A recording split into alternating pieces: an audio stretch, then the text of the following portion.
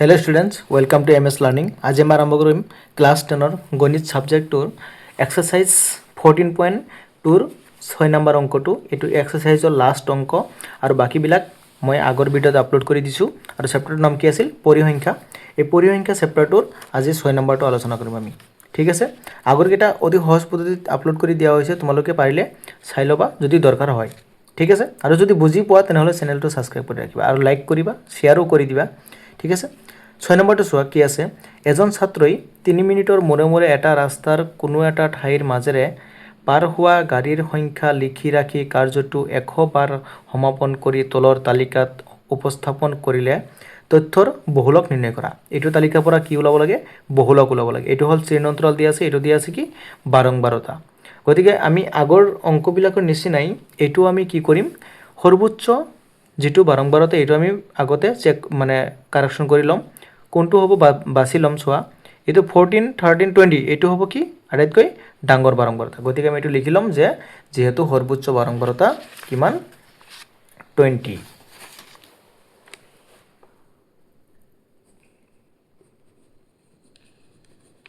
যেহেতু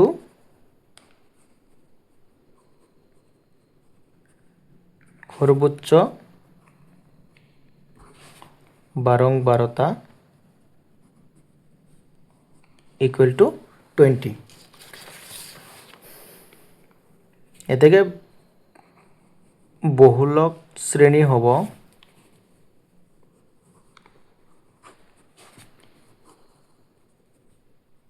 কি হব চাবা, বহুলক শ্রেণী হব এইটো 20ৰ ওপৰত যেটো শ্ৰেণীঅন্তৰাল আছে এইটোৱে 40ৰ পৰা 60 50 এইটো হ'ব বহুলক শ্ৰেণী।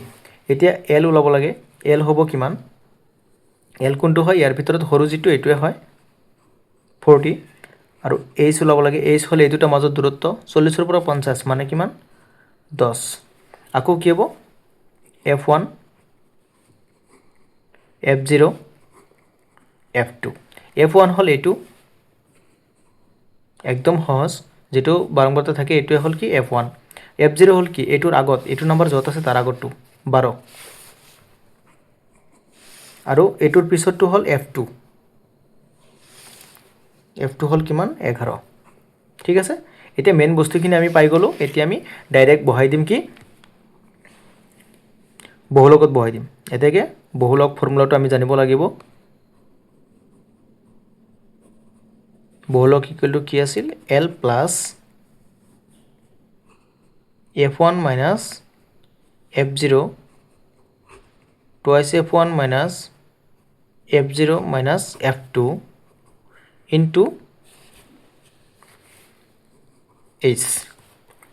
এতিয়া ভ্যালুখিনি বহাই দিম চাবা। l মানে হল 40 প্লাস f1 হল 20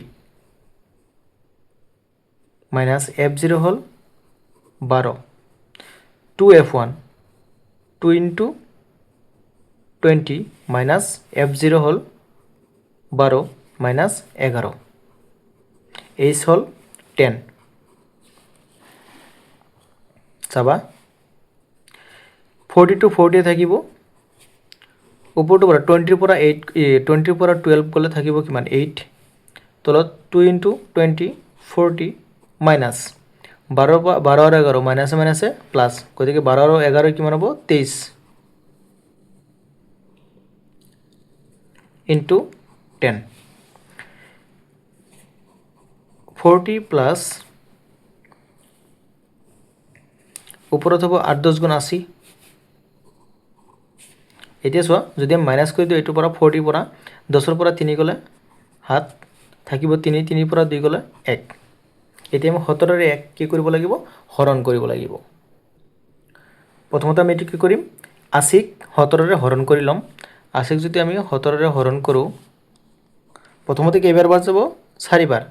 4ৰ লগত 4 7 গুণ 28ৰ 8 হাতত থাকিল 2 1 4 গুণ 4 5 6 68 10 এইটো হল 10 10ৰ পৰা 8 গলে 2 থাকিব কিমান 7 7ৰ পৰা 6 গলে 1 12ত না যায় 0.0 120ৰ ভিতৰত 7 বাৰ যাব 7ৰ লগত কিবা পূৰণ কৰিলে এইটো হ'ব গতিকে আমি এইটো এইখিনি ৰাখি দিম 4.7 আৰু বাকি নকৰো গতিকে এইখিনি যদি হ'ব লাগে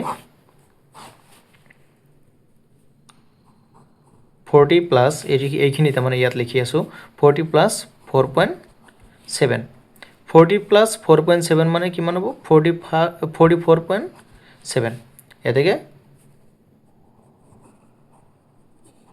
বহুলক ইকুৱেল টু 44.7 এটো আমি এনেকৈ লিখিব পাৰিম যেহেতু গাড়ীৰ কথা কৈছে 44.7 খন গাড়ী ঠিক আছে এইখিনি একদম সৰু